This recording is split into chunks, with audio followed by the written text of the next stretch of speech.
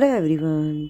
आज हम देखेंगे क्लास 9th की क्वेश्चन बैंक का क्वेश्चन नंबर 13 जो कि लिया गया है इसके सप्लीमेंट्री रीडर जो है उससे लिया गया है। पहले लेसन दिया है द लॉस्ट चाइल्ड।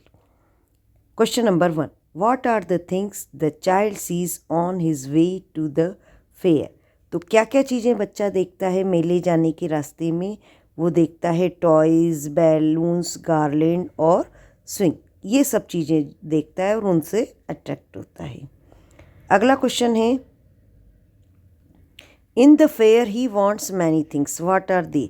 मेले में भी उसको बच्चे को कई चीज़ें चाहिए रहती हैं, वो क्या होती हैं? तो वो भी यही चीज़ें आएंगी, टॉयज़, स्वीट्स, गार्लैंड, बलून और क्या चाहता है वो? Ride on round boat. तो वो ये भी चाहता है कि वो राइड भी ले राउंड बोट पे। अगला क्वेश्चन है, when does he realise that he has lost his way. बच्चे को कब पता चलता है कि वो रास्ता भूल गया है या उसके पेरेंट्स उससे बिछड़ गए हैं?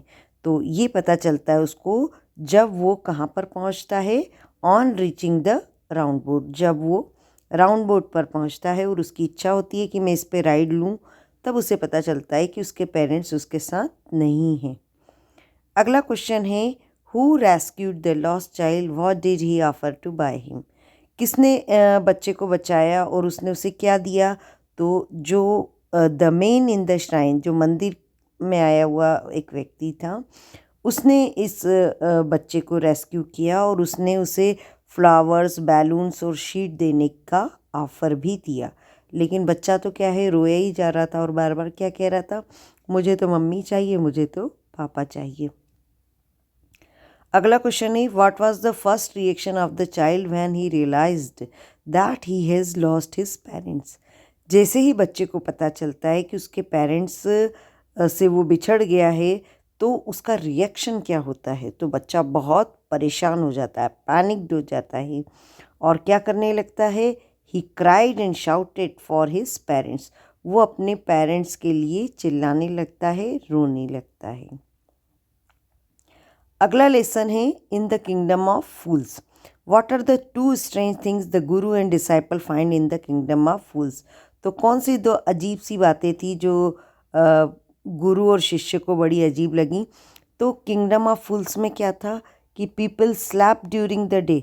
दिन में तो वो लोग सोते थे और क्या करते थे? वर्कड इन द नाइट, और रात में काम करते थे। और दूसरी जो बात उनको अजीब लगी वो थी कि the cost of everything in market was the same, one डूडू। हर चीज़, कोई सी भी चीज़ लो, लेकिन सबकी कीमत एक जैसी थी, सिर्फ वन डूडू। Why does the disciple decided to stay in the king of fools. तो ये जो शिष्य था उसने किंगडम फूल्स में रहने का क्यों निश्चय किया? तो उसने निश्चय इसलिए किया क्योंकि यहाँ पर क्या था, cost of everything was single डूडू। हर चीज़ की कीमत सिंगल डूडू थी और वो क्या चाहता था? Good and very cheap food. उसने सोचा कि यहाँ पर बढ़िया अच्छा खाना मुझे बहुत सस्ते में मिल जाएगा, इसलिए उसने वहीं पर रुकने का निश्चय कर लिया। क्वेश्चन है 8, name all the people who are tried in the king's court. तो राजा के दरबार में जो जो लोग बुलाए गए उनके नाम लिखिए। तो कौन कौन बुलाया गया था? एक तो रिच मर्चेंट को बुलाया गया था, ब्रिकलेयर को, डांसिंग गर्ल को और गोल्ड स्मिथ। इन चारों को राजा के दरबार में बुलाया गया था जब वो चोर की डेथ हो जाती है। तो अब 9th question, who is the real culprit. तो राजा को क्या लगा कि मुख्य गुनहगार कौन है? मर्चेंट है। इसमें बताया गया है कि एक्चुअल में तो मर्चेंट के फादर को उन्होंने गुनहगार बताया था, लेकिन उनकी तो डेथ हो चुकी थी। तो राजा ने कहा कि भाई जैसे उसकी सारी प्रॉपर्टी मर्चेंट को मिल रही है, तो जब उसके फादर ने की गलती है तो उसकी सज़ा भी मर्चेंट को ही भुगतनी पड़ेगी। Who became the king and prime minister of the kingdom. King कौन बना और प्राइम मिनिस्टर कौन बना? तो गुरु तो बना किंग और जो उसका शिष्य था वो क्या बन जाता है?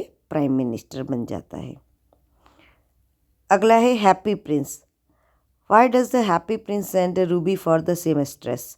तो हैप्पी प्रिंस ने रूबी सेमेस्ट्रेस के लिए क्यों भेजा? क्योंकि वो बहुत गरीब थी और वो अपनी couldn't feed her child who was suffering from fever, और वो अपने बच्चे को कुछ खिला भी नहीं पा रही थी जिसको कि बुखार था। बच्चा बुखार से पीड़ित था, भूख के लिए भी रो रहा था, लेकिन वो कुछ नहीं दे पा रही थी, वो बहुत गरीब थी, इसलिए हैप्पी प्रिंस ने उसके लिए रूबी भेजा था। अगला है what does the Solo do in the seamstress house? Solo ने क्या किया? तो सॉलो वहाँ जाती है और क्या करती है? Cap the Ruby on the table, उस रूबी को उसकी टेबल पर रख देती है। What does the swallow see when it flies over the city? जब वो सॉलो सिटी के ऊपर से उड़कर जाती है तो वो क्या देखती है? तो वो ये देखती है कि जो रिच पीपल हैं मैकिंग मैरी, वो तो खूब मौज कर रहे हैं, और जो बेगर्स हैं बेचारे वो रिच मैन के हाउस पर बैठे हुए हैं। तो ये उसने बड़ी विडम्बना देखी। अगला है question number 14, for whom does the prince send the sapphire? सेफायर्स को किसके लिए भेजा था प्रिंस ने? तो सेफायर उसने भेजा था यंग गर्ल और राइटर, इन दोनों के लिए उसने सेफायर भेजा था। What were the drops of the rain actually? जो सॉलो को लगता है कि ये ड्रॉप ऑफ रेन है, तो वो ड्रॉप ऑफ रेन नहीं थी, बल्कि वो क्या थे एक्चुअली? हैप्पी प्रिंस टीयर्स, उस हैप्पी प्रिंस के आंसू थे। अगला लेसन है the last leaf. Where did Sue and Johnsy stay? What was their profession? Sue और जॉन्सी कहाँ रहते थे, उनका क्या प्रोफेशन था? तो वो एक स्मॉल फ्लैट में रहते थे। कहाँ पर? एक ओल्ड हाउस की चौथी मंजिल पर। और वो उनका प्रोफेशन क्या था? वो दोनों क्या थे? आर्टिस्ट थे। अगला है what illness did Johnsy have who looked after her? तो जॉन्सी को क्या बीमारी थी? जॉन्सी को निमोनिया हो गया था, और मदद उसकी किसने की, किसने देखभाल करी? उसकी जो फ्रेंड थी स्यू, उसी ने उसकी देखभाल करी। अगला है why was Johnsy counting leaves on the creeper outside her window?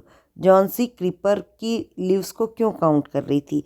तो जॉन्सी ने अपना एक ये माइंड मेकअप कर लिया था कि जिस दिन लास्ट लीव गिरेगी उसी दिन क्या होगा, उसकी डेथ हो जाएगी, इसलिए वो जो है लीव्स को काउंट कर रही थी। अब हु वाज बैरमैन? बैरमैन कौन था? Behrman was a 60-year old painter, है ना? एक ओल्ड पेंटर था जिसकी क्या एम्बिशन थी कि वो एक मास्टरपीस को पेंट करे अपनी लाइफ में।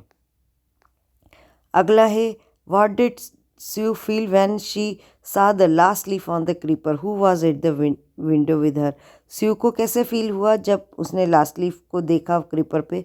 तो वो बहुत ज़्यादा चिंतित हो गई। क्यों चिंतित हो गई? क्योंकि उसको पता था कि अगर ये भी गिर गई तो उसकी जो फ्रेंड है वो ये मान लेगी कि उसकी भी डेथ होने वाली है, तो वो बहुत चिंता में पड़ जाती है। लेकिन उसके साथ में कौन रहता है? बैरमैन रहता है, एक ओल्ड पेंटर, तो जो उसकी लीव पेंट करने में मदद करते हैं। तो इस तरह से ये क्वेश्चन हुए इसके सप्लीमेंट्री बुक के। और आगे के वीडियोस देखने के लिए मेरे चैनल को सब्सक्राइब करिए। Thank you.